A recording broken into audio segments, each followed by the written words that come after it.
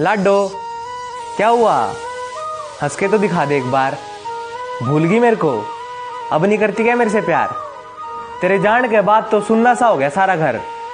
तेरी बहुत याद आवे है। तू क्यों नहीं करती फिक्र? अब ये टीवी का रिमोट भी कोई नहीं खोजता, तू खोस लेना आके। और हाँ, तेरे हाथ का खाना खाए बहुत दिन हो गए, कुछ खिला देना बना के। अच्छा एक बात बताऊं तेरे को, अब मम्मी ने मारना छोड़ दिया मेरे को, क्योंकि मेरे को बचाने के लिए अब तू नहीं है ना यहाँ पे। पहले तो मैं जहां भी पिटता था तू हाजिर हो जाती थी वहां पे। अब तो कॉपी भी सारी खुद ही कंप्लीट करता हूं, तेरे को तो तरस आता नहीं।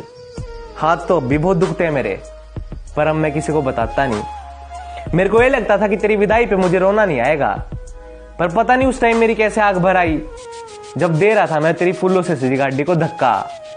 और तू जाती जाती हमारी हंसी भी साथ में लेगी क्या?